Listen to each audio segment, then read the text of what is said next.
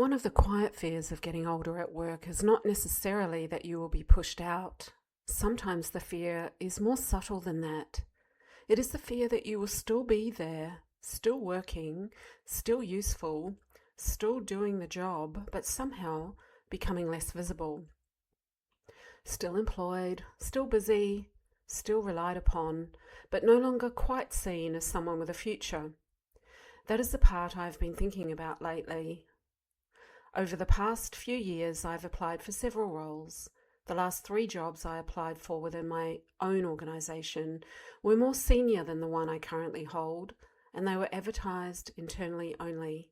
I did not make the shortlist. I am master's qualified. I have decades of experience. On paper, my qualifications and experience were a match for those roles, and yet I did not even get to the interview stage. Now, I want to be careful here. I do not know for sure why I was not shortlisted. There may have been stronger candidates. There may have been things I could have presented better in my application. There may have been internal factors I know nothing about.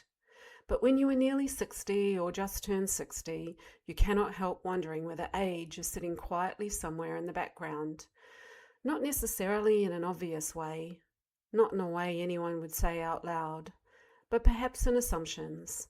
Assumptions about energy, assumptions about ambition, assumptions about how long you will stay, assumptions about whether you are still a growth prospect, assumptions about whether you are looking forward or just finishing out your working life. And that is a strange thing to sit with, because I do not feel finished. I do not feel like I am just waiting for retirement. I do not feel like I have stopped being intellectually curious. In fact, I feel the opposite. I have a keen mind. I like complex work. I like thinking things through. I like solving problems. I like being useful in a way that goes beyond simply keeping things moving. But I've started to wonder whether the professional brand I have built, perhaps without meaning to, no longer suggests career trajectory. Perhaps people see me as stable, reliable, competent, useful, but not necessarily promotable, and that is a very different thing. There is a particular kind of invisibility that comes from being very good at work that happens in the background. I do a lot of groundwork to make things happen. I organise events, I write memorandums, I do the research behind those memorandums, I pull information together, I make sure details are followed up. I prepare things so other people can walk into rooms informed, briefed, and ready. And a lot of that work matters, but a lot of it is not high-profile work. It does not necessarily happen on a stage. It does not always have my name attached to it. It often becomes visible only when it is not done. And I think many administrators understand that feeling. When the work goes smoothly, people may not notice the person behind it. When the event runs well, when the paper is ready, when the briefing lands, when the meeting happens, when the loose ends are tied up, the success can look effortless. But it was not effortless. It was someone's labour. It was someone's planning, someone's memory, someone's follow-up, someone's ability to hold several moving pieces in her head at once. And yet, because that work is often enabling work, it can become invisible work. I am a generalist in my organisation. I can turn my hand to a lot of things. I can write, organise, research, coordinate, solve, support, and anticipate what needs to happen next. There is value in that, but I have noticed that specialists often seem to have a clear pathway. Their expertise is easier to name. Their contribution is easier to package. Their career progression can look more obvious.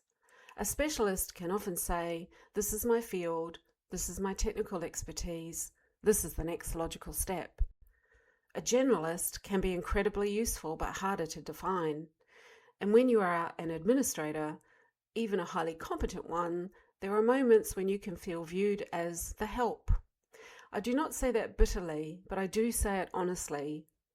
There are times when administrative work is treated as support rather than strategy, even when the person doing it is thinking strategically all the time.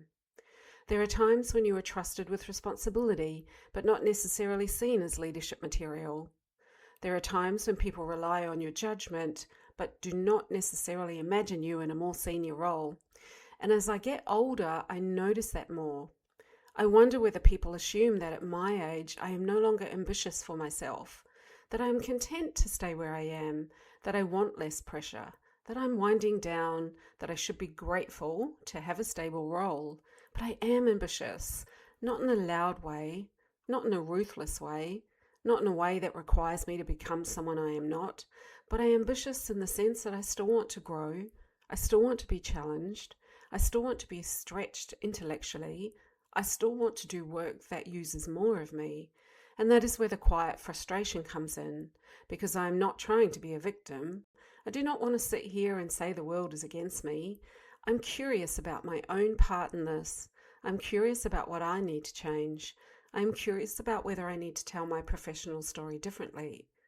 Maybe I've been too quiet about what I can do. Maybe I've assumed good work will speak for itself. Maybe I've been so focused on being useful that I have not been visible enough. Maybe I've spent too long being the person who supports other people's success without making my own capability obvious. That is uncomfortable to admit, but it may be true. For the past 3 years, I have made a concerted effort to get a new role both inside and outside my organisation. I have had interviews, I have prepared, I have hoped, I have imagined the fresh start, and I have not been successful. One of my private goals was to get a new role before I turned 60. I wanted a new adventure. I wanted to step into something that felt like movement. I wanted to prove to myself that there was still another professional chapter ahead of me. And I felt the clock ticking. That is not a dramatic phrase, it is just the truth. There is something about approaching 60 that makes time feel more visible. You start measuring opportunity differently. You start wondering how many realistic chances you have left to reinvent yourself inside the working world. You start thinking, if not now, when? And here I am 60, and I did not meet that goal, and that is hard to say out loud, not because it is shameful, but because it is honest. I did not get the new role before 60. I did not get the new adventure. I am still in the same system, doing work I know how to do, while wondering whether others can still imagine me doing something more, and that is where the fear of invisibility lives. It is not that I have nothing to offer, it is that what I offer may have become so familiar that people no longer see it clearly. It is not that I lack experience, it is that experience alone does not seem to move you forward.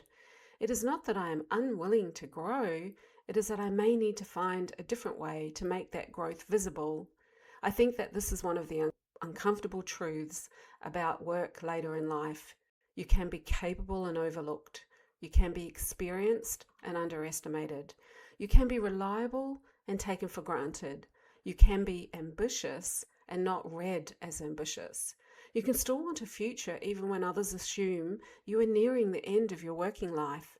And perhaps that is the part I want to talk about on this channel, not as someone who has solved it, not as someone who has found the perfect answer, but as someone who is inside it. I am someone still trying to understand it.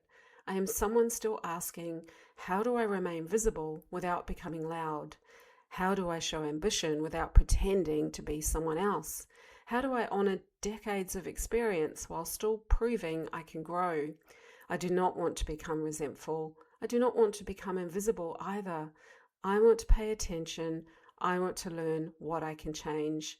I want to understand what is mine to own and what belongs to a workplace culture that does not always know what to do with older women in the middle, because that is where I am, not at the beginning, not at the top, not retired, not done, still working, still applying, still thinking, still trying to be seen, still logged in.